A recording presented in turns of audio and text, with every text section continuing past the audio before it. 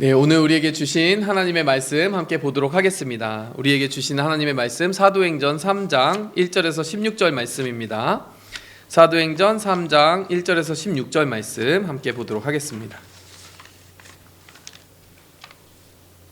제9시 기도 시간에 베드로와 요한이 성전에 올라갈새 나면서 못 걷게 된 이를 사람들이 메고 오니 이는 성전에 들어가는 사람들에게 구걸하기 위하여 날마다 미문이라는 성전 문에 두는 자라. 그가 베드로와 요한이 성전에 들어가려 함을 보고 구걸하거늘 베드로가 요한과 더불어 주목하여 이르되 우리를 보라 하니 그가 그들에게서 무엇을 얻을까 하여 바라보거늘 베드로가 이르되 은과 금은 내게 없거니와 내게 있는 이것을 내게 주노니 나사렛 예수 그리스도의 이름으로 일어나 걸으라 하고 오른손을 잡아 일으키니 발과 발목이 곧 힘을 얻고 뛰어서서 걸으며 그들과 함께 성전으로 들어가면서 걷기도 하고 뛰기도 하며 하나님을 찬송하니 모든 백성이 그 걷는 것과 하나님을 찬송함을 보고 그가 본래 성전 미문에 앉아 구걸하던 사람인 줄 알고 그에게 일어난 일로 인하여 심히 놀랍게 여기며 놀라니라. 나은 사람이 베드로와 요한을 붙잡으니 모든 백성이 크게 놀라며 달려나아가 솔로몬의 행각이라 부르는 행각에 모이거늘 베드로가 이것을 보고 백성에게 말하되 이스라엘 사람들아 이 일을 왜 놀랍게 여기느냐 우리 개인의 권능과 경건으로 이 사람을 걷게 한 것처럼 왜 우리를 주목하느냐 아브라함과 이삭과 야곱의 하나님 곧 우리 조상의 하나님이 그의 종 예수를 영화롭게 하셨느니라. 너희가 그를 넘겨주고 빌라도가 놓아주기로 결의한 것을 너희가 그 앞에서 거부하였으니 너희가 거룩하고 의로운 일을 거부하고 도리어 살인한 사람을 놓아주기를 구하여 생명의 주를 죽였도다. 그러나 하나님이 죽은 자 가운데서 그를 살리셨으니 우리가 이 일의 증인이라. 그 이름을 믿음으로 그 이름이 너희가 보고 아는 이 사람을 성하게 하였나니 예수로 말미암아 난 믿음이 너희 모든 사람 앞에서 이같이 완전히 낫게 하였느니라. 아멘. 네, 새축복교회 청년 예배 오신 모든 여러분들 환영하고 축복합니다. 네, 오늘 이 본문 말씀을 통해서 우리가 지난 시간에 이어지는 그 장면을 우리가 함께 보고 있습니다. 지난 시간에 하나님께서 교회의 문을 활짝 여셨어요. 교회의 문은 어떻게 열리는 것입니까? 우리의 마음 문이 열릴 때 열리는 것이죠. 우리의 마음 문이 하나님께 어떻게 열립니까? 성령께서 임하실 때 열리는 것입니다. 성령으로 말미암지 않고는 그리스도를 주라고 고백할 수 없다라고 말씀은 이야기하고 있어요. 우리가 영적인 실체를 이해하는 것, 보지 않은 것을 본 것처럼 믿고 고백할 수 있는 것, 이것은 성령님이 살아 역사하셔서 여러분 우리 모두의 심령 가운데 그 하나님의 실체를 보여주시기 때문에 가능한 것입니다. 성령께서 임하셨고 모두가 함께 고백하였고 그 두려움에 떨던 제자들이 변하여서 강력한 정말 담대함으로 선포하며 설교하기 시작했어요. 그래서 베드로의 설교로 말미암아 수천 명이 한 번에 그리스도인이 되는 놀라운 기적의 역사가 우리 지난 시간에 살펴봤던 본문 가운데 일어났던 것입니다. 여러분 그리스도인들에게는 그렇게 세상을 이길 놀라운 힘이 선물로 주어져 있습니다. 여러분 우리가 무엇을 가지고 살아가는지를 잘 알아야 돼요. 우리의 무기가 무엇인지 잘 알아야 돼요. 우리에게 주신 예수 그리스도의 힘에 담긴 그 모든 약속이 얼마나 풍성한 것인지 잘 알아야 됩니다. 그 선물을 잘 알지 못하고 살기 때문에 그 선물의 의미를 정말 놓치고 사는 경우가 너무 많다라는 거예요. 우리가 그 선물의 의미를 더 깊이 깨닫고 느낌으로 말미암아 더 누리게 되는 그 인생 살기를 축복하고 축원합니다. 예, 성령의 선물을 받으리니 지난주에 사도 베드로가 설교 중에 한 이야기가 그거잖아요. 너희가 주 예수 그리스도의 이름으로 세례를 받으라, 죄 씻음을 받으라, 그리하면 유쾌하게 하는 날이 이를 것이고 성령의 선물을 받으리라 라고 이야기했잖아요. 그래서 그 선물을 받아 누린 모든 백성들이 그리스도인 되었는데 오늘 그리스도인들이 어떤 선물을 가지고 살아갈 것인지 한번 살펴보도록 하겠습니다. 첫 번째로요, 기도의 때를 아는 선물을 우리는 받아 누리며 살아갈 수 있게 돼요. 성령으로 거듭나지 않으면 기도할 마음이 아예 자체가 생기지를 않아요. 하나님이 살아계심을 영적으로 느끼지 못하는데 어떻게 기도를 하겠어요? 그렇다면 거꾸로 생각해보면 여러분이 한 번이라도 기도하고 하나님 앞에 나아가 하나님의 살아계심을 전제하고 기도할 수 있다는 것은 성령님이 이미 여러분에게 믿음이라는 선물을 주셨다는 것을 의미하는 것입니다. 여러분 그 믿음이라는 선물을 이렇게 먼지 쌓이게 만들지 마세요. 그 믿음을 바탕으로 내가 기도할 때에는 기도하는 것, 하나님과 교제할 때 교제하는 것, 그 때에 맞게 하나님 앞에 나아가는 그 모습을 우리가 살아갈 때 우리가 날카롭게 살아갈 수 있습니다. 오늘 1절 말씀해 보니까 제9시 기도 시간에 베드로와 요한이 성전에 올라갔다라고 이야기를 해요. 제9시라고 하는 것은 저기 영어로 보면은 지금 at 3 in the afternoon이라고 되어 있는데 왜 한글로는 제9시냐? 제9시라는 건 히브리법으로는 9시라고 부르고요. 요즘 시간으로 환산하면 오후 3시입니다. 히브리인들, 유대인들은 정기적으로 이렇게 하루에 3번 정하여서 기도하는 기도의 그 시간이 있었는데 제9시 기도 시간이 따로 있었어요. 그러니까 오후 3시에도 기도를 하러 지금 이 베드로와 요한이 올라간 거죠. 근데 베드로와 요한을 우리가 복음서를 통해 아는 사람이면 깜짝 놀라야 돼요. 베드로와 요한은 기도를 잘 안 하는 사람, 잘 못하는 사람들이었어요. 그래서 그 예수님이 몇 번의 그런 말씀을 해주신 적이 있어요. 귀신을 쫓아달라고 예수님이 하필이면 안 계시던 그때 제자들에게 누군가 부탁하러 왔습니다. 내 아들이 귀신에 들려가지고 불가물에 스스로를 던지면서 이렇게 고통받는 세월을 보내왔는데 이 귀신 좀 쫓아주세요라고 어떤 아버지가 자기 아들을 데리고 왔어요. 근데 못 고치는 거예요. 나중에 예수님이 이제 산에서 내려오셨습니다. 내려오시고 나서 제자들이 이렇게 쩔쩔매고 있는 모습을 보시는 거예요. 그리고 제자들 앞에서 귀신을 쫓아주시면서 예수님이 쫓아주시기 전에 무슨 말씀하시냐면 이 믿음이 없고 패역한 세대여 내가 얼마나 너희를 오랫동안 참으며 너희와 함께하리요. 그러니까 내가 너희와 영원히 함께 있을 수 없는데 언제까지 너희의 믿음에 불을 붙이기 위해 내가 이렇게 애를 써야 되겠느냐. 내가 너희를 믿고 맡기고 앞으로 교회를 이렇게 너희에게 맡겨야 되는데 너희 믿음이 좀 활활 불탔으면 좋겠다. 이 답답한 마음을 이렇게 표현하신 거죠. 그랬을 때 제자들이 뭐라고 이야기하냐면 우리는 왜 못 쫓아냈습니까? 이렇게 묻는 거예요. 왜 못 쫓아냈느냐라고 할 때 예수님이 하신 말씀 그거죠. 기도 외에는 이러한 이유가 날 수 없다. 하나님과 계속하여 교제하고 그 능력을 공급받지 않으면 어떻게 그 영적인 세계를 살아가는 사람처럼 신령한 자처럼 살 수 있겠냐라는 거예요. 계속 눈에 보이는 원리로만 살아가려고 하고 눈에 보이는 법칙으로만 살아가려고 하지 영적인 것과 전혀 관계가 없이 살아가게 되면 무뎌지게 된다는 거죠. 그렇게 이야기를 해주셨고 또 겟세마네 기도 장면이 생각나지 않습니까? 예수님이 죽으시던 전날 밤에 사도 요한과 야고보와 베드로를 따로 세워서 겟세마네 동산 가까이에 데려가셨어요. 예수님이 십자가를 앞두고 제자들에게 특별히 부탁하셨습니다. 제발 1시간만 깨어서 기도할 수 없느냐. 여러 번 제발 나와 함께 기도해달라. 내 심령이 심히 고민하여 죽게 되었다. 예수님이 죽겠다라고 표현하신 거는 성경 말씀에 거기밖에 없어요. 정말 내가 너무 외롭고 지금 이 치열한 사투를 벌이고 있는데 너희가 함께 기도해주면 너무 힘이 될 것 같아.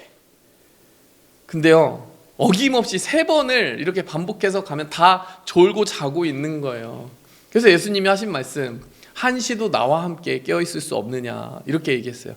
그야말로 요한과 베드로는 그다지 기도의 생활에 그렇게 별로 취미가 없는 사람들처럼 이렇게 생활을 했습니다. 반면에 예수님이 삶 속에서 보여주신 것은 꾸준히 습관적으로 기도하시는 거였어요. 무슨 사역 끝나기만 하면 예수님은 항상 습관을 따라 밤이 맞도록 기도하셨다라고 되어 있어요. 그러니까 사역 다 끝내고 지쳐 있을 그때에 지치신 몸을 이끌고 밤이 맞도록 또 기도하려고 올라가셨어요. 왜냐하면 또 내일의 해가 뜨면 예수님은 또 사역을 감당하셔야 되는데 오늘 이룬 모든 사역들을 하나님 앞에 올려드리고 내일 하나님 사용하실 그 힘을 공급받기 위해 정말 필사적으로 기도의 시간을 지키셔야 했던 것이죠. 여러분 습관을 따라 기도하셨습니다. 물론 우리는 습관적으로 기도하면 안 돼요. 습관적으로 기도한다는 것은 영혼이 없다는 얘기죠. 진심을 담지도 못하고 어떤 힘있게 하나님을 정말 믿으며 기도하지 않고 그냥 형식적으로만 기도하는 걸 습관적인 기도라고 합니다. 그러나 습관을 따라하는 기도는 우리에게 필요해요. 습관을 따라하는 기도는 무엇입니까? 우리의 몸이 일단 그냥 몸에 배어 있는 거예요. 그냥 가는 거예요. 그리고 우리의 몸이 일단 가서 내 영혼을 깨우는 거예요. 그래서 우리의 몸과 영혼이 하나가 되어서 하나님 앞에 하나님의 임재 앞에 나아가기를 애써서 깨어서 우리의 몸으로 디스플린, 셀프 디스플린 계속 이렇게 치열하게 이렇게 하나님 앞에 매어 살기로 결단하는 것, 습관을 따라 기도하는 것이라고 할 수 있겠죠. 우리가 습관적인 기도는 피하되 습관을 따라 기도하는 삶의 자리로 나아가기 원합니다. 베드로와 요한 또 제자들은 그 당시에 예수님 살아 당시에는 좀 습관적인 기도를 하고 있었던 것 같아요. 별로 기도에 대해 별로 관심이 없었어요. 깨어있지 못했어요. 예수님이 간곡히 부탁해야 될 정도였어요. 근데 예수님이 돌아가시고 나니까, 다시 살아 돌아오셔서 부활하신 예수님 보고 나니까 정말 영적인 눈이 활짝 열리기 시작했어요. 그리고 정말 기도 없이는 우리가 이 사역을 감당할 수도 없고 우리 인생을 살아갈 수 없구나라고 하는 것을 알게 된 이후로는 정말 기도하는 사람들, 기도하는 종으로 섰다라는 사실이에요. 그래서 제 9시 기도 시간에 지금 베드로와 요한이 그 장면을 가는 것을 누가 제일 기뻐하실까요? 하늘에 계신 예수님이 보고 박수치고 계시겠죠. 잘하고 있다 베드로야 요한아 이러면서, 야 너희가 너희에게 맡기고 간 이 교회에 정말 하나님이 주신 은혜가 풍성하도록 너희가 기도에 힘쓰고 있구나, 이렇게 칭찬하시지 않겠습니까? 기도의 생활에 깊이 나아가다 보면요, 그래서 하나님이 기도를 시키신다라고 하는 경험도 많이 하게 돼요. 제가 요새 계속 지금 성도님들 신방을 하고 있는데, 지난주에 신방한 성도님이 그 간증을 하시더라고요. 자기는 중요할 때마다 하나님이 자정 기도를 시키셨대요. 12시 기도. 그런데 이제 제가 그 분의 삶의 패턴을 아는데, 정말 새벽녘에 일을 시작하시는 분이세요. 막 3시에 일어나가지고 일 시작하시는 분이시기 때문에 자정에 또 일어나시려면 얼마나 피곤하시겠습니까? 근데 정말 중요한 기도가 있을 때는요, 알람도 안 켜놓으시는데 11시 40분에 눈이 딱 떠지신다라는 거예요. 그 작정으로 한 40일을 기도하시고 나서 그 기도를 시키신 이유가 꼭 있더라는 거죠. 근데 제가 그 얘기 듣는데 좀 소름이 돋아요. 왜냐하면은 저희 어머니 똑같은 얘기 많이 하셨거든요. 저 주로 이제 아들들 위해서 기도하지 않겠습니까? 저도 목사, 제 동생도 목사, 어머니 자신도 목사, 집에 목사가 많이 있으니까 사역을 감당해야 되고 하나님의 일들을 계속 해야 되니까 중보기도를 많이 하세요. 근데 자정기도 실제 많이 하셨거든요. 근데 똑같은 얘기 많이 하셨어요. 12시가 되면요, 그냥 자고 있다가 눈이 탁 떠진대요. 무섭죠? 눈꺼풀이 먼저 움직여요. 이렇게. 내가 왜 일어났지? 그래서 처음에는 한 며칠은 못 알아듣는데요. 내가 왜 자꾸 이렇게 일어나는 거야? 뭐 건강이 안 좋나 이러다가 한 하루 이틀 지나면 벌써 영적인 사람은 감이 와요. 하나님이 깨우시는구나. 하나님이 기도시키시는구나. 그러면 알겠습니다. 하나님, 왠지 모르지만 기도하겠습니다. 그렇게 기도하고 나면요, 꼭 한 40일, 길게는 3개월, 6개월 기도하고 나면 기도를 시키고 쌓아놓는 이유를 알게 하신다는 거예요. 기도하는 중에 벌써 알게 하신대요. 기도하는 중에 기도 제목이 막 바뀌거든요. 누군가를 위해 굉장히 기도하고 있거든요. 주로 저를 위한 기도도 굉장히 많이 하셨어요. 올해 굉장히 지난 2022년 한 해에는 하나님이 깨워서 막 흔들어서 깨워서 기도시키신 일이 그렇게 많았다는 거예요. 제가 힘이 많이 되더라고요. 그 이야기 자체로도. 그 기도를 통하여서 깨어있는 그 한 사람을 통하여서 무엇을 알게 하십니까? 하나님 다 알고 계시다라는 사실을 알게 해주세요. 기도하는 사람이 받는 첫 번째 은혜는 하나님이 내 인생에 일어나는 우연 같은 일들도 다 하나님 손 안에서 주권적으로 지금 이끌림 받고 있는 일들이라는 것을 알게 하시는 데 있어요. 기도하지 않잖아요? 그럼 내 인생에 일어나는 일들이 다 우연처럼 돼버립니다. 기도하지 않으면 내가 잘 되면 교만해지고요, 내가 좀 안 된다 싶으면 낙담하고 우울에 빠지게 됩니다. 근데 기도하는 사람은 달라요. 기도하는 사람은 잘 돼도요, 하나님이 해주신 것이라고 이야기하고, 기도하는 사람은 조금 더 어려운 일이 생긴다 할지라도 미리 기도하고 있기 때문에 이미 하나님이 이 기도시키셨기 때문에 이 일을 잘 극복할 수 있으리라는 믿음으로 그 일을 감당하게 된다는 거예요. 여러분, 베드로와 요한이 지금 이 기도의 때에 하나님 앞에 나아가 계속 기도하고 있습니다. 그래서 어떤 일이 벌어지게 되는 겁니까? 안진뱅이를 딱 보았는데 그냥 바로 은과 금은 없지만 내게 있는 것을 너에게 주노니 예수 그리스도의 이름으로 걸으라, 이 말이 툭 튀어나오는 거죠. 기도하기 때문에 내게 있는 게 무엇인지 확실히 아는 거예요. 여러분들에게 있는 것을 확실히 아십니까? 누군가 여러분들에게 당신이 가지고 있는 가장 큰 무기는 무엇입니까? 라고 물으면 여러분 어떻게 답하시겠어요? 젊음입니다. 저의 계좌에 있는 뭡니다. 저에게 있는 무슨 집입니까? 차입니까? 여러분, 우리의 무기는 뭐예요? 여러분의 머릿속에 처음 떠오르는 게 무엇입니까? 여러분, 베드로와 요한은 계속해서 기도의 자리 가운데 자기를 영적으로 가다듬으면서 툭 치면 이렇게 나오는 거예요. 나에게 있는 건 내가 잘 알지. 예수 그리스도의 이름. 여러분, 그것이 나의 것이다, 내게 있는 가장 귀한 것이다 라는 말이 저절로 나올 때까지 여러분, 우리는 계속 기도에 깨어있기 원합니다. 자, 두 번째로요, 섭리의 이유와 그 때를 신뢰하면서 살아가는 선물을 하나님은 그 기도하는 사람에게 주시고 성령 충만한 사람에게 선물로 주십니다. 섭리의 이유와 때, 이게 무엇입니까? 하나님이 이유가 있어서 우리의 삶을 그렇게 계획대로 그 순서대로 이끄신다라고 하는 것을 깨닫게 해주신다는 거예요. 자, 2절 말씀을 보니까 나면서 못 걷게 된 이를 사람들이 메고 오니 이는 성전에 들어간 사람들에게 구걸하기 위하여 날마다 미문에 일하는 성전에 두는 자라. 여기 미문이라고 하는 것은, 여러분 미문을 영어로 보면요, 저기 영어로 뭐라고 돼 있습니까 지금? Gate called beautiful. 그 문이요, 아름답게 생겼는지 문 자체의 닉네임, 그 이름이 자체가 beautiful, 아름다운 문이라는 이름이 붙어있는 문이었어요. 성전 중에 바로 그 위치에서 지금 이 일이 일어났다라는 겁니다. 근데 나면서 못 걷게 된 이다. 이 사람은 뭐냐면은 태어나면서 한 번도 걸어본 게 아니에요. 사고 난 적도 없고 그냥 태어날 때부터 안진뱅이였던 사람이에요. 그런데 이 사람을 날마다 사람들이 루틴이 뭐냐면 메고 와서 그 성전 미문 곁에다 두는 거죠. 이 사람은 자기 일이 뭐예요? 평생 그 문 곁에서 구걸하는 거예요. 성전에 들어가는 사람에게 구걸하기 위하여 날마다 미문이라는 성전에 두는, 그런 성전 문에 두는 사람이다. 그래서 이 기적이 다 일어나요. 지금 이제 베드로와 요한이 그를 잡아 일으키고 그가 발목에 힘을 얻고 뛰어서 하나님을 찬양하면서 회복을 얻게 되었을 때 3장 10절에 어떤 일이 벌어지냐? 많은 사람들이 웅성웅성하면서 모여드는데 보세요. 3장 10절에 보니까 그가 본래 성전 미문에 앉아 구걸하던 사람인 줄 알고 그에게 일어난 일로 인하여 심히 놀랍게 여기며 논란이라. 누가요? 성전에 드나들던 사람들이 알아봤다는 거예요. 누구를? 이 매일같이 여기에서 구걸하던 사람들을. 왜 알아봤어요? 날마다 왔으니까요. 그러니까 그 사람들은 자기도 모르게 매번 이 성전문을 왔다 갔다 하면서 날마다 그 자리에서 날마다 구걸하는, 태어나면서부터 날마다 안진뱅이였던 그 사람을 날마다 본 거예요. 모를 리가 없는 거죠. 누가 보아도 여러분 정말 항상 그 자리에 있었던 안진뱅이였던 사실이에요.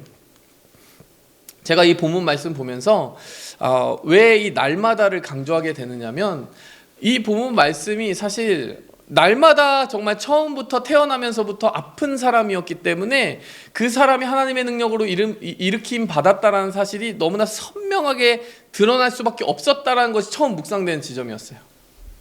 어쩌면 이 사람이 이렇게 살아가다가 이렇게 걷는 능력을 상실하는 그런 경우일 수도 있었지만, 이 사람은 누가 보기에도 처음부터 날 때부터 못 걷는 사람이었어요. 하나님이 이 사람을 사랑하고 사용하심에 있어서요, 우리는 이렇게 생각할 수 있습니다. 나의 반평생, 뭐 얼마나 지금 살았는지 모르겠지만 나의 한평생을 난 한 번도 걸어보지 못했습니다. 하나님, 왜 저는 한 번도 누구든 걸을 수 있는 그 삶을 누리지 못했습니까? 질문할 수 있거든요. 그런데 하나님은 이렇게 답하실 것 같지 않습니까? 누가 보아도 하나님이 걷게 하셨음을 정말 누구도 의심하거나 부인하지 못하도록 하시기 위해서, 그 답이 너무나 확실하게 하기 위해서 그는 태어나면서 한 번도 걸어보지 못했고 누구든 보이는 그 위치에서 날마다 자기가 안진뱅이였음을 보였다라는 사실이에요. 그러니 그에게 일어난 기적을 보고 누군가가 저 사람 속이고 있어, 속임수야라고 말할 수조차 없게 만드시는 거죠. 그러니 어찌 보면 그 사람의 삶의 대부분의 시간이 참 고통 가운데 있었지만, 지금 이 시간부터는 그의 모든 고통의 시간의 의문이 풀리는 거예요. 내가 왜 지금까지 이렇게 힘들었느냐, 의미 없이 고통당하는 시간이었느냐? 아니다라는 거예요. 하나님이 하실 수 있는 일을, 하나님이 하신 일을 확실하게 나타내는 그 이유를 만드는 시간이었다라는 것이죠. 참고로 우리가 마태복음 21장 12절에서 14절을 한번 더 보도록 하겠습니다. 그 부분을 보면은 또 한 가지 이 사람에게 참 의문이 되는, 이 사람의 그 치유받는 시점에 대해서 의문이 될 만한 그런 질문을 던지는 또 다른 사건이 나타나 있어요. 마태복음 21장 12절, 예수님의 살아생전에 예수께서 성전에 들어가사, 어디 들어가셨다고요? 성전에 들어가셨어요. 성전 안에서 매매하는 모든 사람을 내쫓으시며 돈 바꾸는 사람들과 상과 비둘기 파는 사람들 의자를 둘러 엎으시고, 우리가 잘 아는 성전 정화 사건입니다. 예수님이 그 성전에서 막 장사하고 있는 사람들을 향하여 분노를 표현하셨죠. 우리 이 장면 다 알고 있습니다. 그래서 예수님이 13절에 보니까 내 집은 기도하는 집이라 일컬음 받는다 하였는데 너희가 강도의 소굴을 만든다, 이렇게 지금 예수님이 강하게 이야기를 하시다가 14절 바로 다음 절, 맹인과 저는 자들이 성전에서 예수께 나오매 고쳐주셨다. 제가 이 마태복음 말씀을 오늘 사도행전과 같이 보면서 한 가지 질문을 던지게 됐습니다. 어떤 질문이냐면, 예수님이 살아생전에 이미 성전을 드나드셨네요. 그렇죠? 아멘이시죠? 예수님이 살아생전에 성전에서 맹인과 저는 자들을 고쳐주셨네요. 아멘이시죠? 여러분, 어쩌면 지금 오늘 고침받은, 예수님 이미 십자가 지시고 죽으셨다가 부활하시고 그 다음 승천해서 안 계시잖아요. 그리고 지금 사도들이 고쳐줬잖아요. 오늘 이 시점보다 조금 더 일찍 고침받을 수 있었다 없었다? 있었잖아요. 뭐 동선이 꼭 겹치라는 법은 없죠. 지금 오늘 고침받은 이 사람은 미문 근처에 앉아 있었지만, 예수님 뭐 다른 문 쪽으로 가셨을 수도 있고 마주치지 못하셨을 수도 있지만, 여러분, 우린 알잖아요. 예수님이 하나님의 독생자인 걸 알잖아요. 하나님이 어떤 한 영혼이 어떤 갈망을 가지고 있는지 모르시지 않는다는 것도 알잖아요. 그럼 여기서 이 미문 곁에 앉아있는 이 사람 모르셨을까요? 몰랐을까요? 알았을까요? 하나님의 아들은 알았겠죠. 근데 마태복음 21장의 이 순간에 가서 고쳐주시면 되는데, 여기서 고쳐주신 그 사람들은 따로 있고, 이 사람은 그날 고침을 받지 못한 채, 예수님의 십자가와 부활 승천까지도 고침을 받지 못한 채 오늘 사도들에 의해서 고침을 받았어요. 제가 이 부분을 보면서 그 약간 늦어진 그 부분에 대해서 한번 질문해 보게 된 거예요. 누군가는 서운해할 수 있거든요. 왜냐하면 우리가 생각해 보세요. 우리 기도하는데요, 기도 응답이 조금만 지체되면 어떻게 반응을 합니까? 하나님 서운합니다. 하나님 지금이어야 된다니까요. 지금이 가장 좋다니까요. 하나님 왜 제 말을 못 알아들으세요? 우리가 하나님을 다그치고 하나님의 때에 의문을 던지는 때가 많아요. 근데 하나님의 때에 대해서 저는 어디서 답을 얻게 되었냐면, 여러분, 이 3장 10절 이후에 그 상황에서 답을 얻게 되었습니다. 이 3장 10절 이후에 어떤 일이 벌어지게 됩니까? 여러분, 이 사람이 고침받은 것을 보고 사람들이 웅성웅성 몰려들기 시작해요. 웅성웅성 몰려드는 데서 끝나지 않고요, 우리 4장으로 넘어가면서 3장에서 4장으로 쭉 넘어가면요, 거기서 예수님을 믿게 된 사람의 숫자가 나오는데 남자만 5,000명이에요. 그러니까 총 군중의 숫자를 따지면은 남자만 계수하는 그때 습관이 있었기 때문에 뭐 아이들과 여자까지 합치면은 10,000명이 넘을 수도 있어요. 오늘 고침받은 이 사람 때문에 누가 또 고침을 받았습니까? 네, 예수 믿지 않던, 예수님을 모르던 사람들이 예수님을 믿는 영적인 고침을 받았어요. 여러분, 이 사람이 마태복음 21장 그 시점에 일찌감치 고침받을 수도 있었죠. 그때 고침받는 것도 참 좋았을 거예요. 하지만 조금 늦게 고침받은 이 사건으로 말미암아 이 delayed answer, 조금 더 응답을 늦게 받긴 하였지만 이 사람이 어떤 축복된 자리에 위치에 서게 되었느냐, 많은 사람들을 교회로 이끌어서 구원받게 하는 도구로 쓰임받을 수 있었다는 거예요. 자기 한 사람만 고침받은 것이 아니라 많은 영혼을 하나님께로 이끄는 도구로 쓰임받을 수 있었던 특권이 있었다는 거예요. 조금 늦어서. 우리의 눈에 보기엔 늦는 건 무조건 안 좋은 거예요. Instant gratification, 그러니까 내가 원하는 건 지금 즉각적으로 이루어져야 된다는 그런 습관들이 우리에게 참 많아요. 뭐 인스턴트 문화가 많습니다.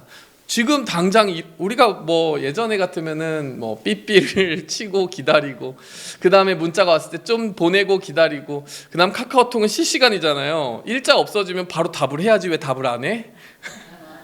예, 여러분, 우리에게는 정말 그 잠깐을 참지 못하는, 그 일자 없어지고 나서 내가 정말 이 사람과의 관계가 옳은 것인지 의심할 만큼 즉각적인 걸 항상 바라잖아요. 그래서 우리가 기도 응답도 잘 못 기다리는 경우가 있는 것 같아요. 근데 하나님은요, 늦을 때도 이유가 있으시다는 거예요. 오히려 늦어서 더 좋았다라는 거예요. 이 사람에게 말씀하시기를.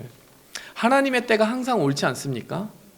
하나님, 저 나면서부터 왜 고통받게 하셨어요? 확실한 증거를 보여주려고, 사람들에게 확실하게 의심 없이 확실히 고침받았다는 걸 알려주려고, 이거 속임수가 아니라는 걸 보여주려고 어쩔 수 없었다 아들아.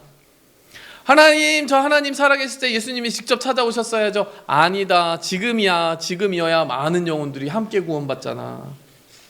여러분, 우리 눈에 보기에 하나님 이때가 최선입니다 하지만 하나님은 그때가 최선이래요.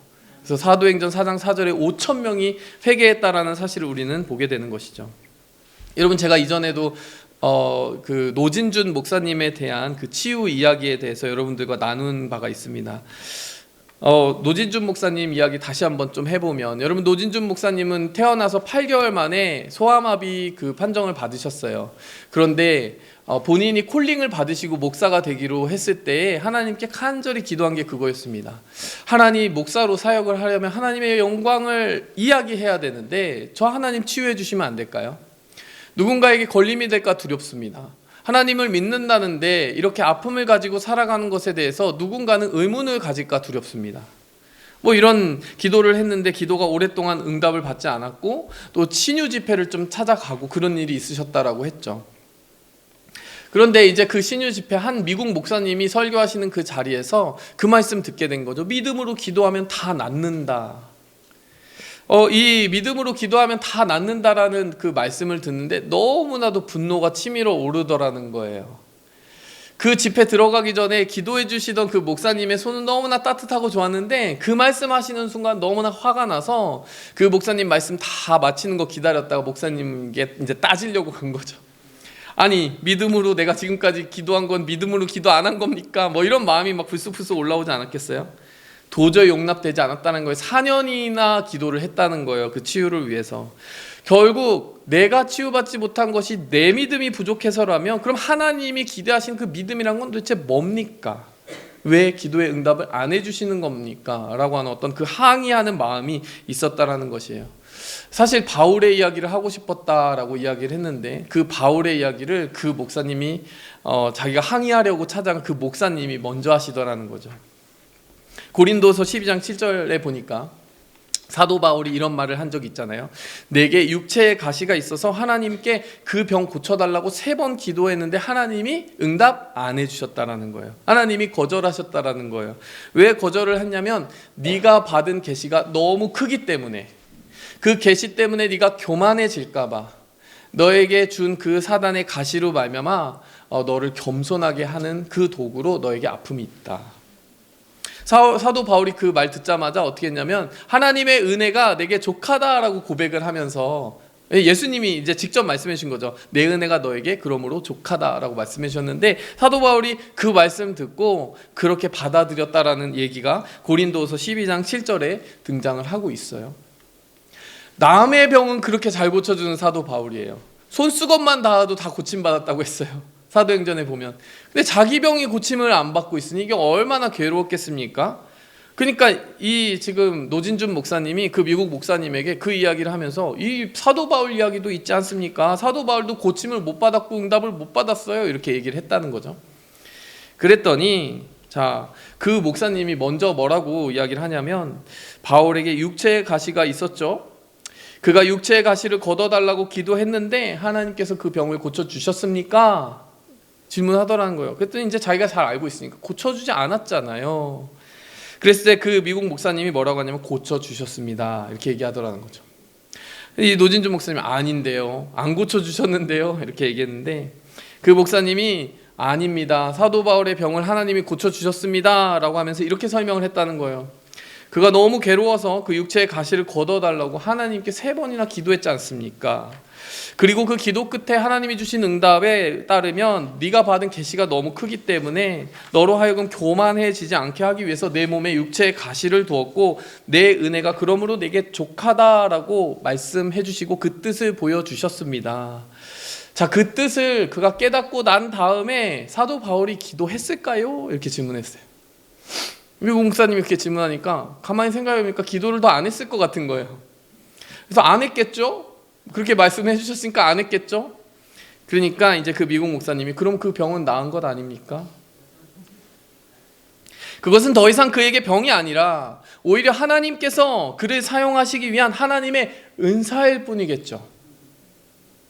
병이 아니라 은사로 바뀌어버린 거 아닙니까? 하나님께서 그를 통해 그 일을 하시기 위해서 그 몸에 육체의 가시를 둔 것을 깨달았다면 이제 더 이상 그것을 질병으로 여기며 그것 때문에 괴로워하지는 않았을 것입니다. 그러면 그 병은 나은 것입니다.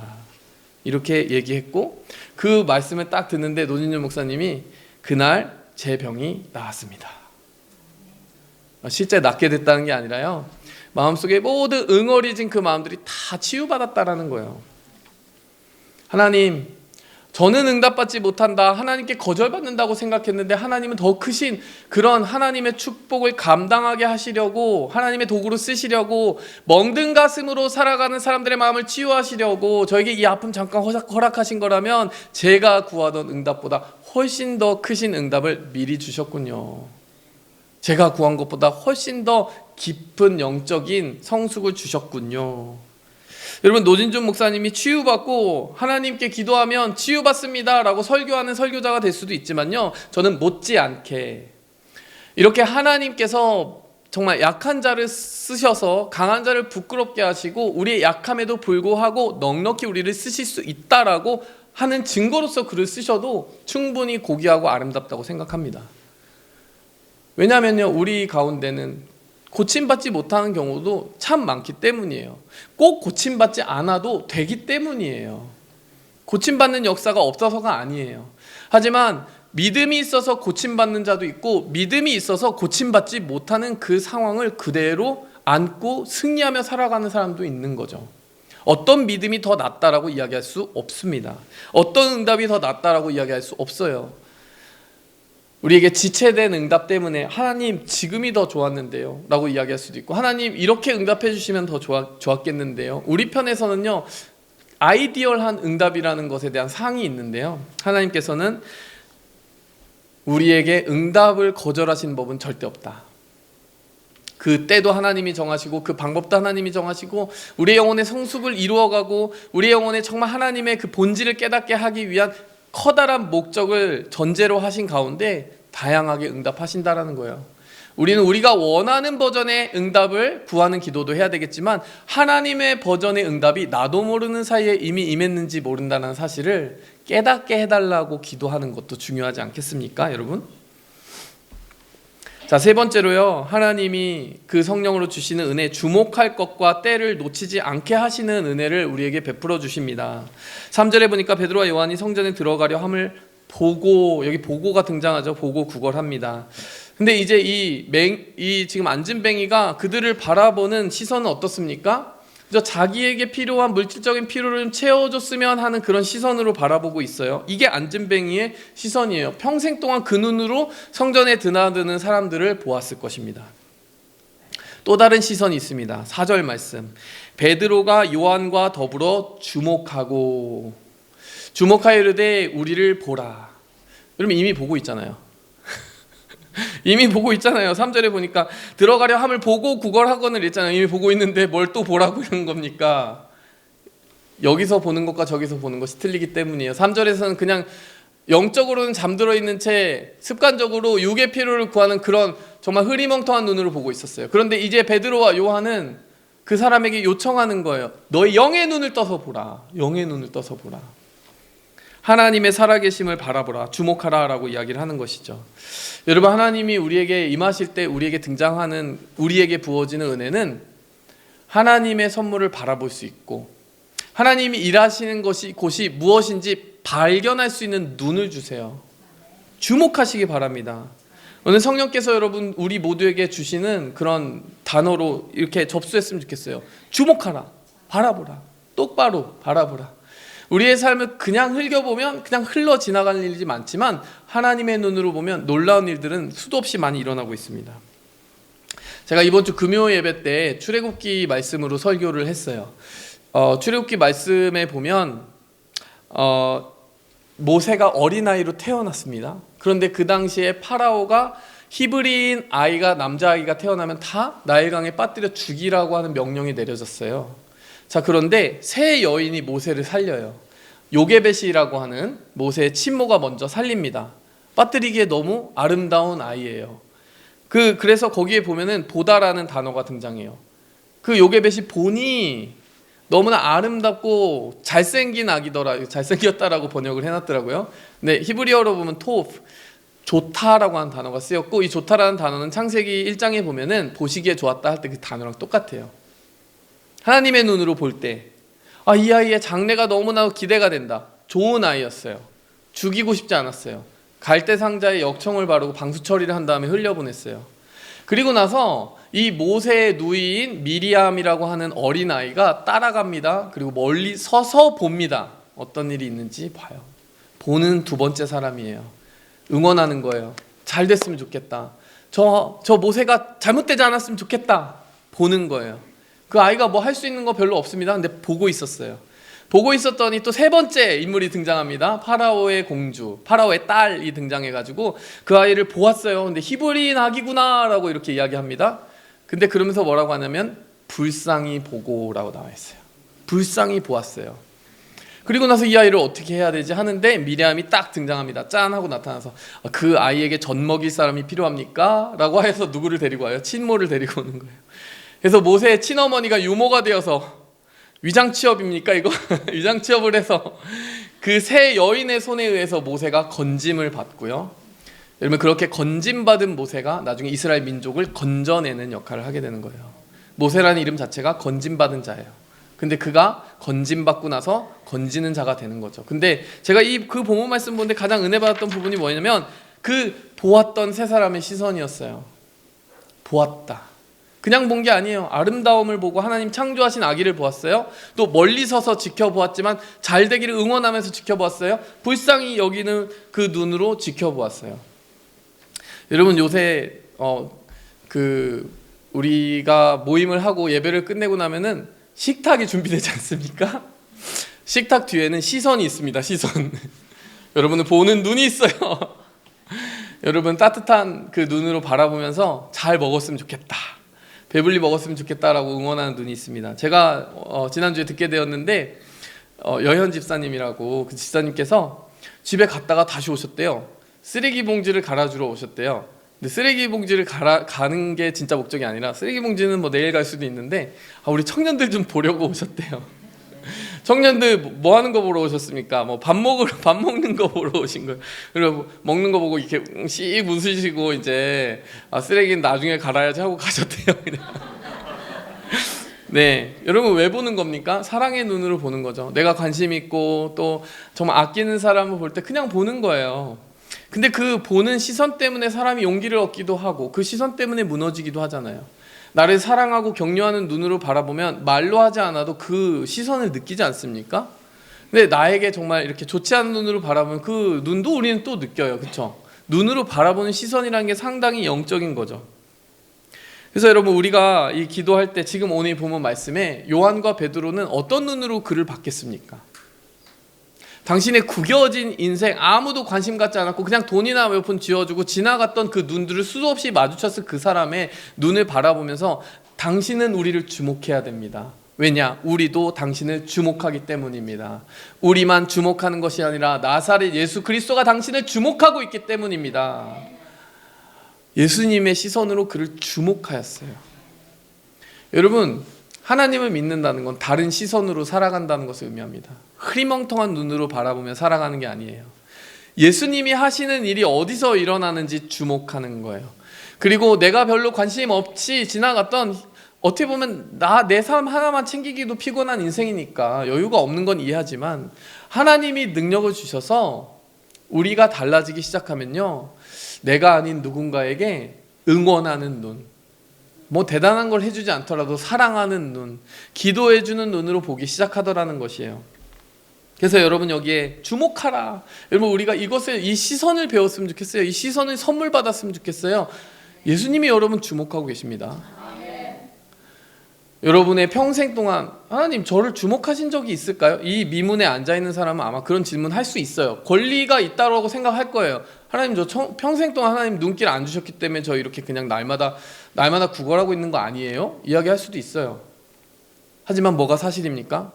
아니야, 주목하고 있었어. 여러분 우리는 기도해야 될 줄 믿습니다. 누군가를 살리는 그 예수님의 시선으로 그 시선을 배달하는 사람이 됐으면 좋겠어요. 예수님의 시선을 내가 먼저 받아요. 충분히 받으세요. 예배 시간에 받는 거예요. 여러분 예배 왜 오십니까? 예수님이 나 바라보는 눈길 한번 마주치는 거예요. 세상에서 이상한 눈깔이 이상하게 뜨는 그 시선들 많이 보거든요. 저놈은 왜 저렇게 눈깔을 하고 다니는 거야? 네, 그런 힘 빠지는 눈 한참 보고 오다가 예배에만 오면 예수님의 눈이 보이는 거예요. 예수님의 눈을 한참 받고 나면 우리가 이 세상에 나가서도 예수님의 눈을 발사해 줄 수가 있는 거죠. 여러분 그 눈으로 살아가는 우리가 되었으면 좋겠습니다. 은과 금은 없지만 그 시선 가지게 하옵소서. 그렇게 살아가게 하옵소서. 그래서 예수님의 시선이야말로 우리의 가진 가장 귀한 선물인 줄 믿습니다. 은과 금보다 귀한 것이라는 거예요. 돈 주고 살 수 없는 것이라는 거예요. 마지막으로 예배의 때를 누리며 살아가게 하시는 것이 하나님의 선물입니다. 3장 8절에 보니까 뛰어서서 걸으며 그들과 함께 성전으로 들어가면서 걷기도 하고 뛰기도 하며 하나님을 찬송하니. 오늘 8절 말씀을 보니까 성전으로 들어가는 그의 모습이 보입니다. 뛰어서서 걸으며 막 뛰어보는 거예요. 이 걸어지네? 뛰어도 지네? 뛰고 걷고 어떻게 해요? 막 춤추면서 하나님을 찬송하니라고 나와 있습니다. 자, 그러니까 사람들이 이 소란스러운 모습을 보면서 막 몰려들기 시작하는 것이죠. 네, 여러분들에게 한번 질문해 보겠습니다. 안진뱅이가 치유받았어요. 오늘 먼저 가장 하고 싶은 일이 뭘까요? 집에 가야 되겠다. 집에 가서 부모님한테 보여드려야지. 내 친척한테 보여줘야지. 그럴 수도 있잖아요. 안진뱅이가 일어나자마자 반사적으로 바로 튀어간 곳은 어디였습니까? 성전이었어요. 여러분, 이 안진뱅이가 간증을 안 했지만 나중에 차분히 앉아서 인터뷰해보면 그 말 할 것 같지 않습니까? 저 말이죠, 저 구걸하려고 여기 왔고 돈 몇 푼 받자고 온 것 같지만 사실 저 제일 부러웠던 건 예배 드리러 가는 저 사람 뒷모습이었어요. 저 사실 제일 필요했던 건 하나님의 만남이었습니다. 저는 하나님이 저를 거절하셨다라고 생각했고 저 문을 통과해서 가는 사람, 그리고 그 문이 닫히는 그때마다 저는 거절감을 느꼈습니다. 하나님 과연 저를 받아들이신 것이 맞습니까? 그런 줄 알았어요.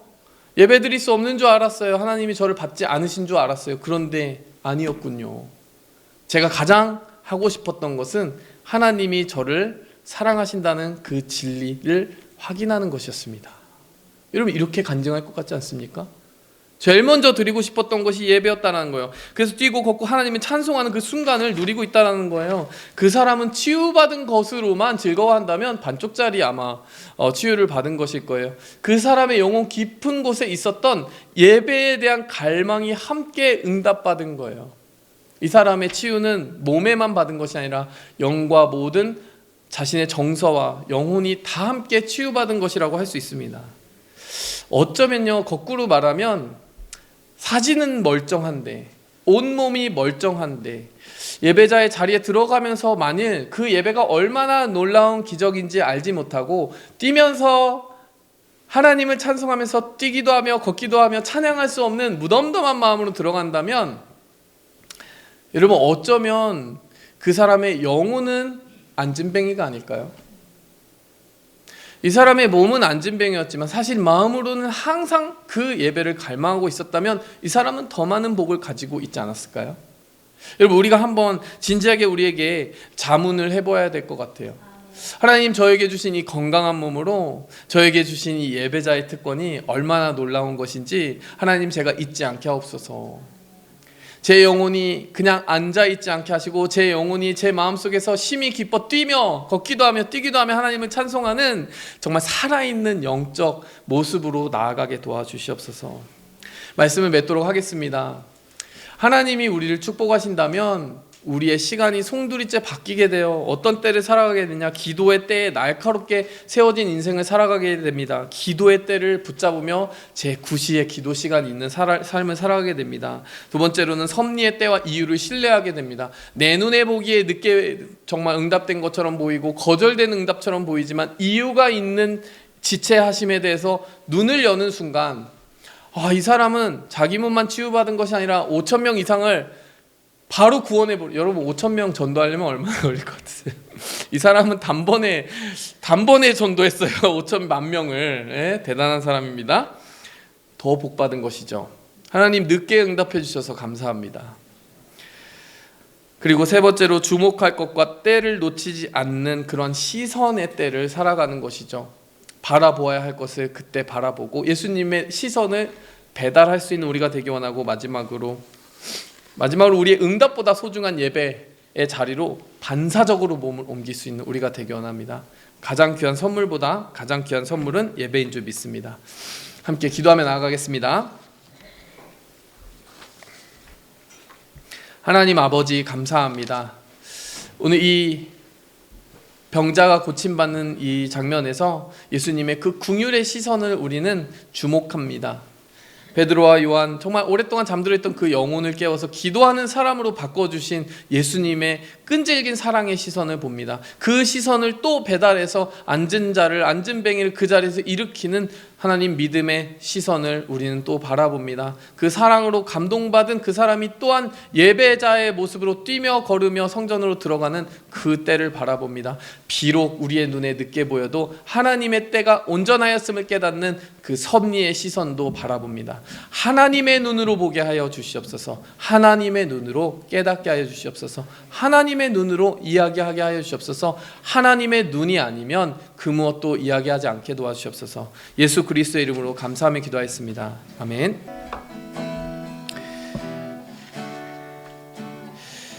네, 예수님이 3년 동안 사역을 하셨어요. 공생애라고 부릅니다. 예수님이 제자들을 훈련하시면서 제자들에게 꼭 보고자 하셨던 변화가 있었습니다. 정말 이 정도 되면 그들에게 교회를 맡길 수 있다. 여러 변화가 있겠지만요, 기도하는 사람이 되는 것, 그것을 보고자 원하셨습니다. 여러분 기도하는 사람이십니까?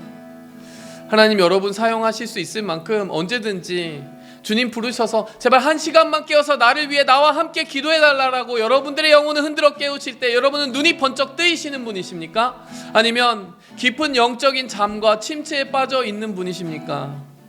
여러분 이 시간 말씀을 통해 다시 도전받으며 나아가기 원합니다. 하나님, 제 영혼을 흔들어 깨워주셔서 언제든 주님 불러서 1시간이라도 같이 깨어서 기도하자라고 말씀하실 때에 주님과 함께 기도하는 주님의 언약의 파트너가 되게 하여 주시옵소서. 동행자가 되게 하여 주시옵소서. 십자가 지고 기도하는 주님의 제자 되게 하여 주시옵소서. 우리 함께 기도의 때에 깨어있게 해달라고 기도하겠습니다. 주여, 주여, 주여.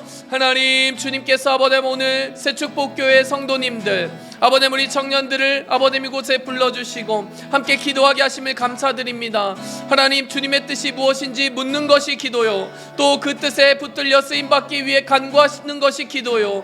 하나님, 나의 소원뿐만 아니라 하나님의 나라의 의와 하나님 그 하나님의 나라의 정말 뜻이 이루어지는 것을 위하여 기도하는 것이 참된 기도인 줄 믿습니다. 하나님, 불러 세우실 때에 하나님 그 부르신 곳에 나아가 엎드려 기도하게 도와주시옵소서. 우리의 마음 가운데 정말 기도해야 되는 그때를 놓치지 않을 수 있도록 갈급한 심령을 허락해 주시옵소서. 이 시간 이 자리에서 성령께서 주실 그것은 한 가지입니다. 하나님, 우리에게 기도에 목마른 심령을 주시옵소서.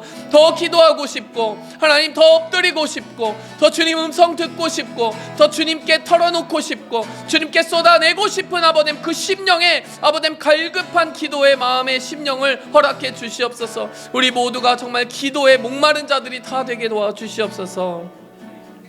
이 시간 이어서 기도하기 원합니다. 여러분 중에 너무 응답이 늦어서 마음 상한 분들 있으십니까? 혹은 나는 내 인생 가운데 제대로 응답 받아본 적이 없는 것 같아서, 혹은 하나님이 나를 외면하는 것 같아서, 하나님이 너무 두려운 눈으로 나를 정죄하고 심판만 하시는 것 같아서 혹시 두려우신 분 있으세요? 충분히 그렇게 생각할 수 있었던 이 앉은뱅이에게 오늘 진실의 시간이 찾아왔습니다. 하나님은 항상 그를 주목하고 계셨는데 사랑의 눈으로 주목하고 계셨대요. 늦은 때에도 이유가 있었대요. 이 시간 우리 함께 기도하기 원합니다. 우리의 눈에 보기 아무리 늦어도, 우리의 눈에 보기에도 이건 거절임이 분명해 보여도 하나님은 항상 우리를 거절하지 않으십니다. 우리를 사랑하신다는 것이 진리예요. 독생자를 주셨으니, 세상을 이처럼 사랑하사 독생자를 주셨으니. 이 시간 함께 기도하며 나아가겠습니다. 하나님, 내 눈에 늦어 보여도 하나님 정확한 사랑의 손으로 나를 붙들고 계심을 의심해서 죄송합니다. 의심하지 않겠습니다. 믿고 나아가겠습니다. 함께 기도하며 나아가겠습니다. 주여,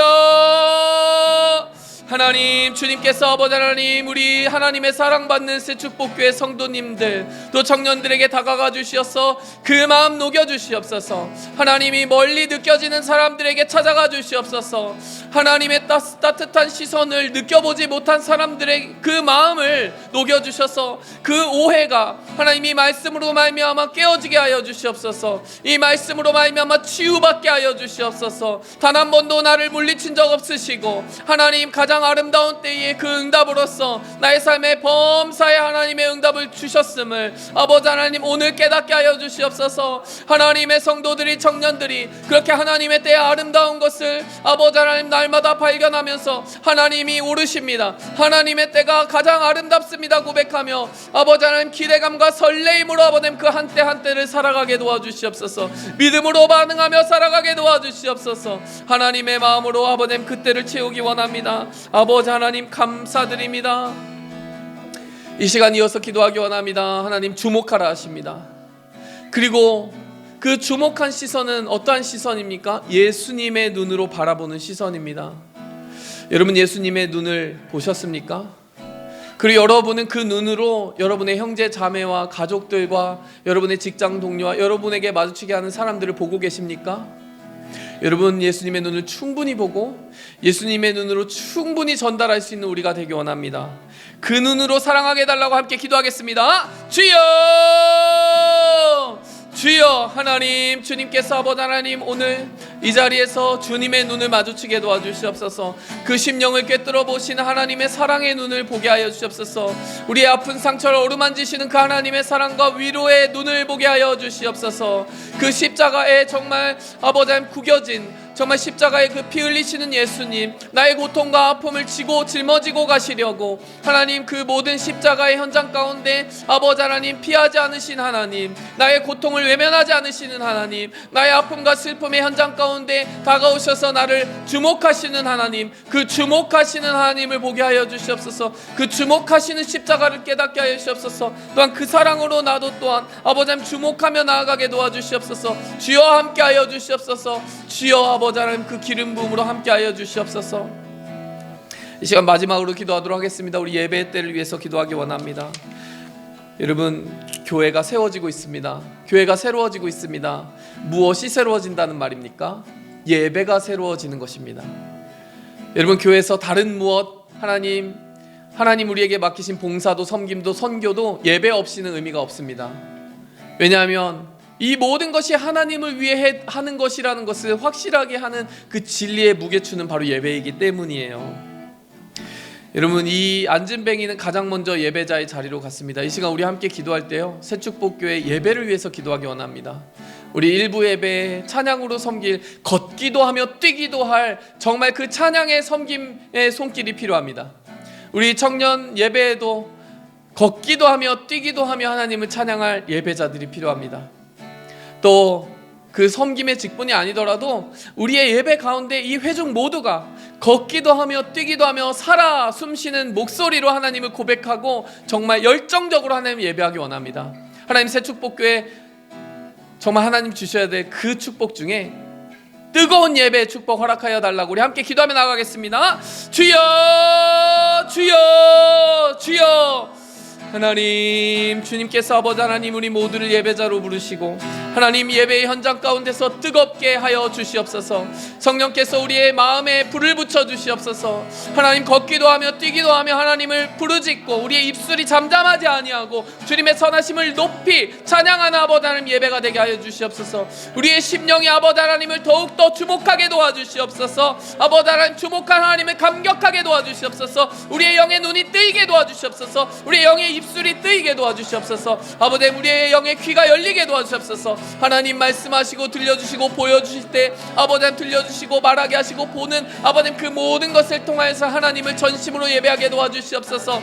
예배의 아버지 그 자리를 섬길 아버지 모든 봉사자들 함께 하나님께서 세워주시고 일제히 붙들어주시고 일제히 기름 부어주시옵소서. 또한 아버지 모든 회중이 아버지 하나님 잠든 심령으로 나아가는 것이 아니라 잠든 심령으로 왔다가도 아버지 성령의 흔들어 깨우신 아버지 그 손길을 경험하며 하나님께서 주시는 놀라운 예배자의 기름 부음을 받고 아버님 그 예배 가운데서 하나님의 살아 임재하시는 아버님 그 통치를 경험하며 누리는 예배 아버님 우리에게 허락하여 주시옵소서. 우리에게 그러한 예배의 감격을 부어 주시옵소서. 아버지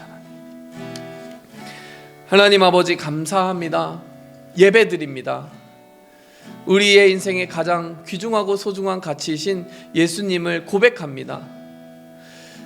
우리를 무심히 지나쳐 보이시는 것이 아니라 우리의 가장 아프고 힘든 그곳에 시선을 떼지 않으시려고 십자가 위에 못 박힌 그대로 도망가지 않으시고 피하지 않으시고 우리의 가장 힘든 그곳에서 머물러서 바라보시는 예수님의 십자가 위의 시선을 우리가 바라봅니다. 그 시선 가지고 삶을 살아갈 용기를 얻게 도와주옵소서. 그 시선 바라보며 하나님, 주님이 나를 그렇게 사랑하셨음을 의심치 않게 도와주옵소서. 또한 부활하신 예수님의 시선을 마주치기 원합니다. 죽음조차 막을 수 없었던 그 부활의 생명의 권능으로 희망과 소망이 가득하고 최후의 승리가 가득한 그 확신 있는 시선을 마주치게 도와주옵소서. 우리 힘으로 이길 수 없다 하여서 패배와 항복을 선언하지 않게 도와주시옵소서. 우리의 삶을 살아가는 동안 넉넉히 이기신 예수님의 시선을 마주치며 용기를 얻게 도와주시옵소서. 하나님, 우리가 우리의 재물, 물질을 가지고 하나님께 고백합니다. 우리의 삶도 생명도 하나님 주신 것이요 물질도 주님의 것입니다. 우리가 이것을 우리에게 허락하신 물질을 하나님 기뻐하시는 곳에 쓰게 도와주시고 그 물질을 통하여 하나님께 또한 영광 돌리는 삶을 이어가게 도와주시옵소서. 예수 그리스도의 이름으로 감사하며 기도하였습니다. 아멘.